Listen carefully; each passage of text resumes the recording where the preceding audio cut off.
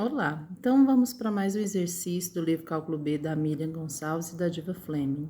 Do capítulo 4, derivadas parciais e funções diferenciais. Na página 127, então primeiro a gente vai fazer um exemplo aqui do 54, que é determinar o vetor gradiente das seguintes funções. Vamos escolher a letra C. Então, o gradiente de uma função. E vamos fazer um do exercício 54, que é calcular o gradiente de uma função e aplicar no ponto. Então, vamos fazer a letra F. E o ponto P está aqui.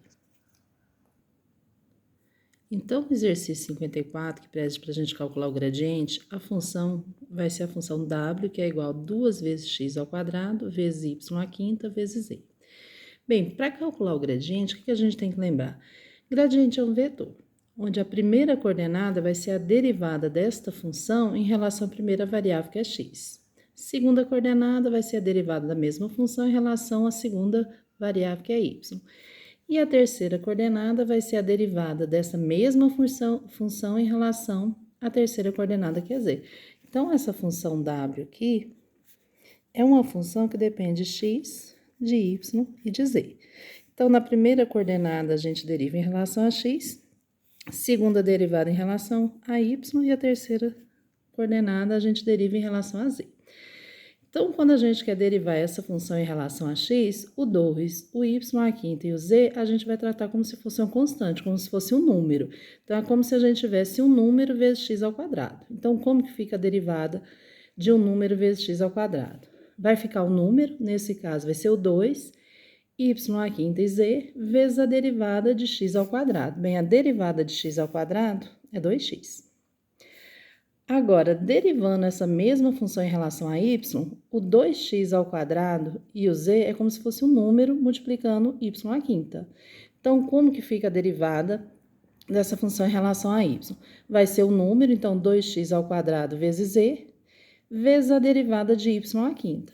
E aí, y à quinta, a derivada, vai ser 5y à quarta. E o número que está multiplicando.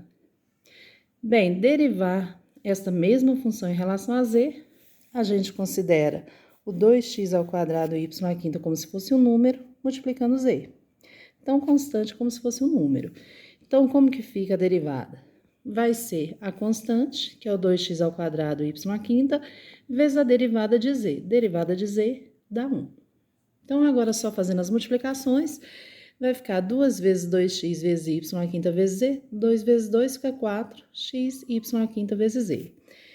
Multiplicando 2x ao quadrado vezes 5y à quarta vezes z, 2 vezes 5 dá 10, x ao quadrado, y à quarta e z. Bem, e aqui 2x ao quadrado vezes y à quinta vezes 1 fica 2x ao quadrado, y à quinta. Então, esse vetor é o vetor gradiente da função w, tá? Então, o gradiente da função w é um vetor dado pela função. Primeira coordenada aqui eu vou derivar a função em relação a x, segunda coordenada eu vou derivar em relação a y, terceira coordenada em relação a z. Se a função depender só de x e de y, seriam somente duas coordenadas, tá? Se a função tiver 4 variáveis, teremos 4 coordenadas, ok? Agora, o exercício 53 pede para a gente calcular o gradiente e aplicar no ponto. Então, a gente calcula o gradiente e em seguida aplica no ponto. Então, lá na letra F do exercício 53, a função z é a função x vezes y menos seno de x mais y. Depois que a gente calcular o gradiente, a gente vai aplicar no ponto π sobre 2 e 0. Então, vamos lá. Para calcular o gradiente da função z, a gente deriva a função z em relação a x e na segunda coordenada em relação a y. Então, vai ficar x vezes uma constante, a derivada vai ficar 1 vezes a constante, menos derivada de seno de uma função de x. Como que a gente deriva seno de uma função de x? Se eu quero derivar em x. A derivada aqui fica cosseno da função de x, que é o argumento, vezes a derivada dessa função. Então, como que vai ficar?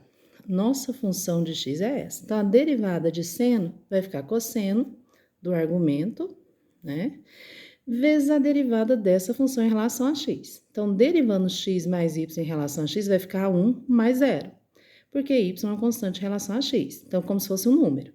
Então, a derivada de x dá 1, a derivada de y dá 0.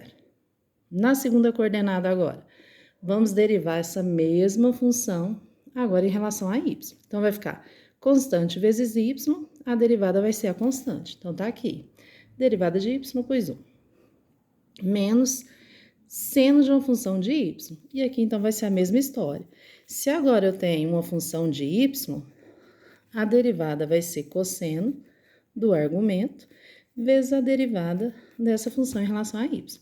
Então, vai ficar cosseno de x mais y, e a derivada de x mais y, se eu quero derivar em relação a y, vai ficar 0 mais 1. Então, tá aqui. Então, agora, como simplificando essa expressão, né?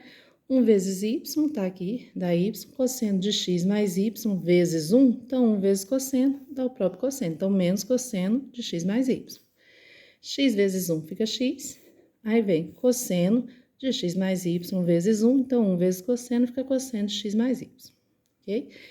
Este aqui é o gradiente da função z, que é essa função. Agora, o gradiente aplicado no ponto π sobre 2 e 0, no lugar do x, a gente vai substituir por π sobre 2. No lugar do y, a gente substitui por 0.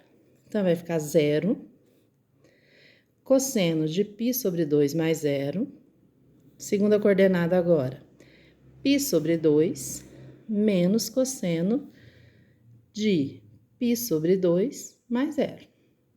Então, simplificando aqui, vai ficar menos cosseno de π sobre 2, aqui vai ficar π sobre 2 menos cosseno de π sobre 2.